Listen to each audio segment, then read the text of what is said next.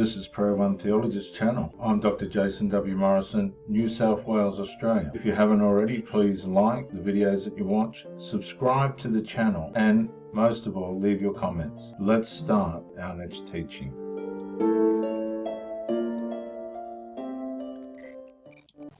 Two reasons why she left the Jehovah Witness organization. 2 reasons why I left the Jehovah's Witness organization. Well, there was a hiccup there, viewers. 5 tips for leaving the Jehovah Witnesses. 5 tips if you're leaving the Jehovah's Witness organization. Number 1, analyze your situation. Come to terms with your reality. You've been brainwashed, you've been manipulated, you've been lied to. All of the things that you know to be the truth is not real. And understand where you're at. Can you just leave? Do you have to remain quiet for some period of time? You have to think about all of this. Number 2, research. I know you've questioned 1914, the 144,000, the anointed, the disfellowshipping arrangement, all of those things. Look it up. All those questions that you had while you were in, find out what is real. The history of Charles T. Russell, Beth Sareem, the Australian Royal Commission, these are good starting points to understand who and what this religion really is. Number 3, make friends outside of the organization. I know the governing body has told you that the outside world is evil, but find out for yourself. The truth is, your old support system, you can no longer depend on them, because at the end of the day, they will most likely choose their religion over you. So make friends with your classmates, get to know your coworkers, and be friendly to those that you meet out and about. You never know who could become a close friend. Number 4, have an escape plan. If you live at home with witnesses or you have a lot of family members who are Jehovah's Witness, it may not be the best thing to blurt out that you no longer believe. Instead, you may want to think about, what can you do now? Can you save money so that you can get your own place? Can you get a new job that's not under other Jehovah's Witnesses or near Jehovah's Witnesses? You have to think about all of these things and think about how you can slowly back out of the culture of the Jehovah's Witnesses, so that way you can build your own new culture. And number 5, last but not least, therapy. For years, you've been under emotional and behavioral manipulation that does affect and alter your natural personality. To get that back and to learn who you are, because you have associated your whole entire life and personality based on this lie, you now have to relearn who you are and what you love.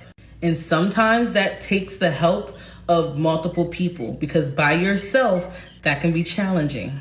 You have to see that you were manipulated, and usually therapists are trained to help you come to that conclusion and what you can do to grow from that point.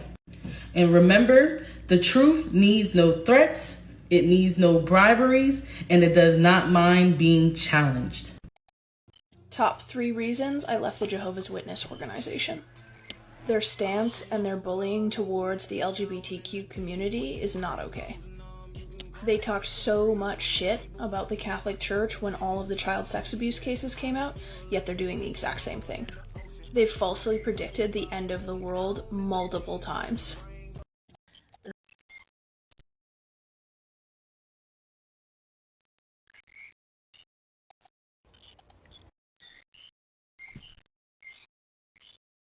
I'm getting more and more messages from people who want out of the Jehovah's Witness religion, but they don't see a way out. And too many, unfortunately, see the only way out as taking their own life. Leah Remini has a great interview on this, on how many witnesses are taking their own life because they don't see a way out. So I am here to say to you, if you want out, get out now. Do not spend one more day living a life that you hate, feeling suffocated, depressed, anxious. So when I finally got the courage up to leave, here's what I did, and I hope it gives you a path or a way to do it yourself. Number 1, I went through our house and I took everything that reminded me of being one of Jehovah's Witnesses. I took it to the dump. The books, the magazines, the Bibles, pictures, notebooks, all of it, in truckloads to the dump.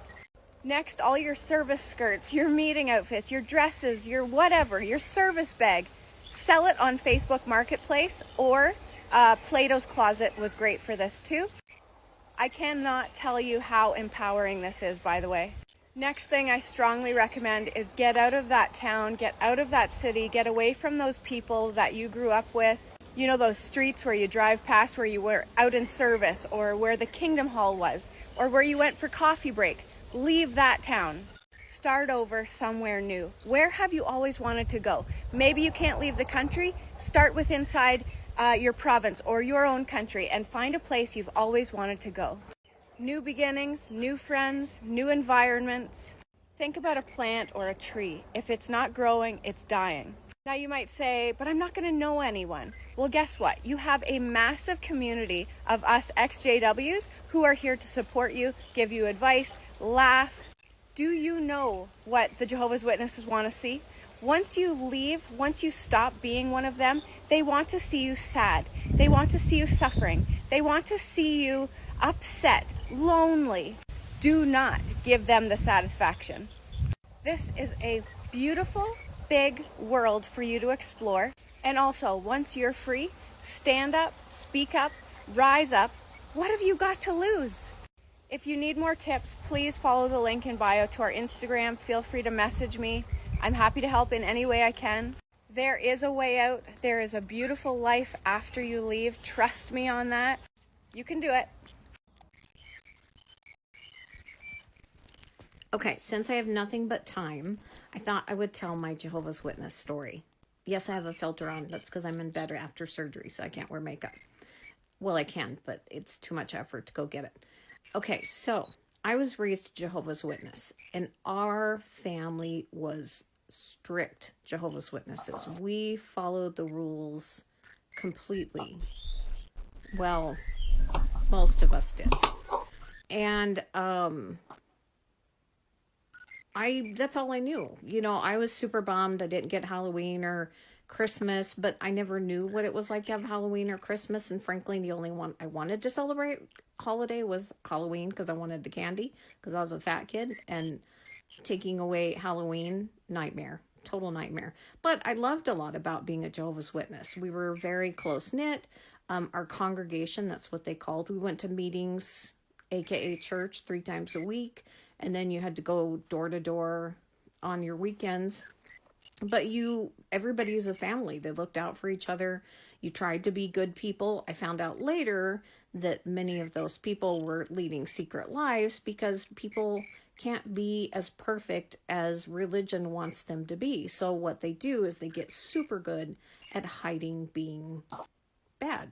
Not bad, human, but in the eyes of religion, bad. And so I was raised, and I was actually by the book. I did really try to be a good person, although I have, things I did that I have only admitted to a few people because they're embarrassing. And as an adult, I know that I was led to do that because I had no information. I had no way of dealing with what being human meant, and you weren't allowed to be human with all its emotions. And I just was really trying hard to be the perfect Christian girl. Well, one day I was sitting in church, and I think I was about 20 years old, and I started really listening to what was being said. And I thought, wow, this God that's a God of love, that's not supposed to be jealous, sure has a lot of human emotions. And they believe that if Armageddon came today, if a child's parents are not Jehovah's Witnesses, that child gets killed. And I thought, what God of love could kill innocent babies? I remember just it hit me like my eyes were opened one day in church. They call it meeting. Although my parents would say my eyes were closed. The rest of my family that are still witnesses would say my eyes were closed. Okay, I'm not going to be able to finish this. Go to part 2, and I'll tell you how I left the church. Okay, this is part 2 of leaving the Jehovah's Witness religion. So I'm sitting in church. My whole life I've heard the same thing. This is all I know. I know nothing but this religion. our life was so sheltered. I had one best friend who was not a Jehovah's Witness. I was not allowed to go to her house. I could call her occasionally, but we weren't really supposed to develop too much of a relationship outside of the religion. So my whole world was this religion. Everyone I was friends with, family with, they were all this religion. It was my entire life. I had one sister who had left.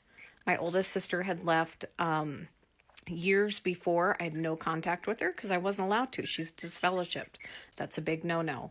And so I'm sitting in church, or in the meeting as they call it, and I start to really listen. And I think, this God has imperfect human emotions that we're talking about in this Bible. And he's super cruel to women. And, Jesus preaches all about love. And yet there's so many exclusions. There's so many exclusions that we're supposed to be doing so that excluding these people so that they will come to God when they see their sin and repent. And I decide I need to go. This is not me. I don't believe this anymore. And it didn't help, I will say. I'm going to say this as a true story. In the religion where I was, for every male, there was probably 5 females. I don't know why it was like that in the way. So basically we could only marry a Jehovah's Witness. So unless you were smoking hot cheerleader, your odds of getting married were not great, because the guys had the pick of the litter. You could have a 5 guy, he's going to get a 10 girl because he has his choice of girls. And I don't know if that's changed, and it just was when I was young. I know you think, what does this have to do with you leaving the religion? But the point is, I didn't really have any boyfriends or anything. And I was really pretty back then. I was young. I was very pretty. But I wasn't perfect. And there were lots of perfect girls, or sisters. That's what we called them, sisters. And so it was almost to my benefit, because I didn't have a guy to distract me. I could think for myself. And I'm in church and I'm like thinking. Okay, come back for part 3. Okay, so part 3.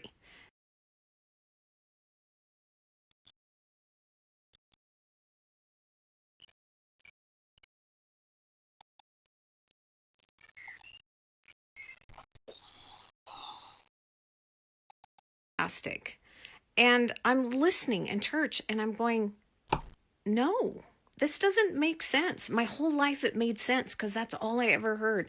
From day one, they used to have a statement they'd call repetition for emphasis. And now I think repetition for emphasis means brainwash. Keep saying it till they believe it. And we believed it because that's what we were told our whole life. And the problem is, my whole family, my life is this church. Everyone I love is in this church, but I know if I make a decision to leave this church, I'm leaving them all behind. And another problem, I didn't know how to leave the church. You were never told, if you don't want to be a Jehovah's Witness, this is how you leave. And so I thought I had to sleep with someone. I'm a virgin. I have no idea about these things. And so I'm like, I have to sleep with someone so I can leave this religion. So I'm going to the gym and someone asked me out. A guy asked me out. And I say yes. Before I would have said no, but I need to sleep with someone so I can leave the Jehovah's Witness religion. Oh God, this is so embarrassing. And so we make a date. I live in a little tiny house, and literally like 200 square feet. And he picks me up, and I'm all dressed in a dress, but I haven't shaved my legs because I have no knowledge of sex, how it works. In my mind, I can't even figure out for a second how it works. I don't even know how I get to sex. Like, I don't know how, like, do I ask the guy for sex? Like, how do we go from going on a date to sex? This is how little I knew. I had no information on sex. So he picks me up and we go out to dinner. We go out to a lovely dinner. I've not shaved my legs. They are hairy as can be, but I'm wearing a long dress so he can't see. And somehow my brain never made it from I need to have sex to maybe we should shave and lotion our legs, etc. Oh gosh, this is just going to keep going on and on. It's not my intention. But this guy, he's a worldly guy. That's what we called someone who wasn't a Jehovah's Witness. We go on this date. We go for a nice dinner. It's like an hour away. And we come back to my place. Okay, so now it's the end of the evening.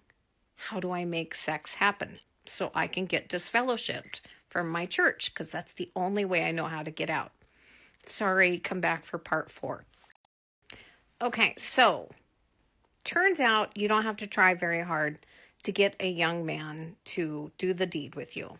So we come in, we roll around my lumpy, broken down bed with a hole in the middle, and we tried to do the deed. But turns out me, with my lack of knowledge, have a terrible infection going on.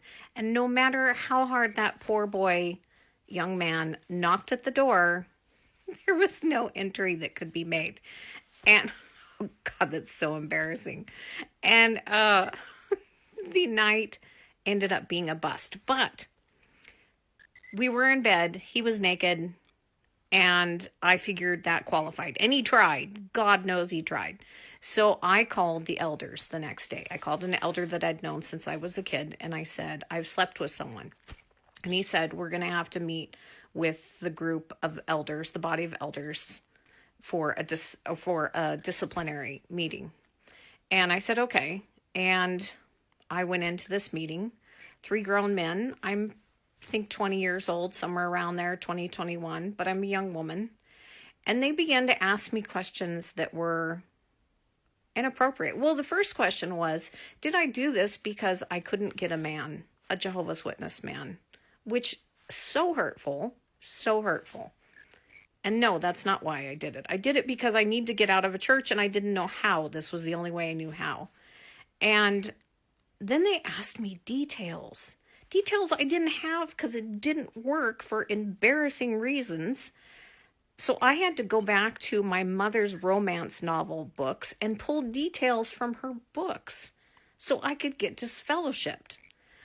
But looking back as a grown-ass woman, the questions they asked me were so inappropriate. They wanted to know little details. Did I like it? It like turns my stomach when I think about it now. But I made it through. I lied my way through because of my failed attempt at having sex. And lo and behold, I was disfellowshipped.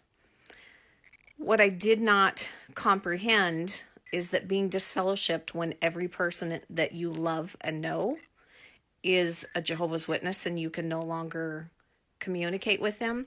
It's like every person in the world that you love dies at one time. That's what it felt like. And I spent the next 3 days vomiting uncontrollably, crying hysterically, and trying not to end things forever. I don't want to leave it on that note, but I want to say, so people who've never experienced this understand, when you leave a religion that is your everything, on purpose, they want to be your everything, because it makes it very difficult to leave. You have no support. You have no one. You're by yourself. I had one sister who had also left years before, but I didn't know her because I wasn't allowed to communicate with her. And I had no one. I had my workmates. That's it. And my workmates were really supportive. And I will tell you, it is beyond difficult because suddenly you're alone. But the universe, God, angels, everyone had a plan for me. And there was this beautiful man that lived down the street from me, and he used to watch me jog by, which I think we call stalker. It's stalker. But he said to his stepmother, he said, that's the girl I'm going to marry. And I did meet him eventually, And it was like we'd known each other for a million years. And I've now been with him for 30 years, and he is what saw me through. He gave me the strength to keep going. And it has been a pain that still haunts me to this day. On the whole, I've done fairly well with it, but my mother recently was diagnosed with Alzheimer's, and my father has relaxed the restrictions so that I can see her, which is not normal. They wouldn't normally do that. And the pain that it brings up, the walls that it's breaking down, knowing that the end of Alzheimer's is she's going to die, is an emotional pain that I really struggle with, because it took me many, many years to build those walls up, and now they're coming down. So that's it. I did leave the religion, and I've been out for 30 years, but it was difficult, and it took a strength that I didn't know I had. And thank God for my husband. I'm very close with my sister, and my younger sister also left the religion. I'm not as close with her, but that's, that was by her decision. And I don't know. It was a journey, I'll tell you that. So anyway, thanks for listening. My goodness, what a horrible religion. This is Dr. Jason W. Morrison. You can find your way out.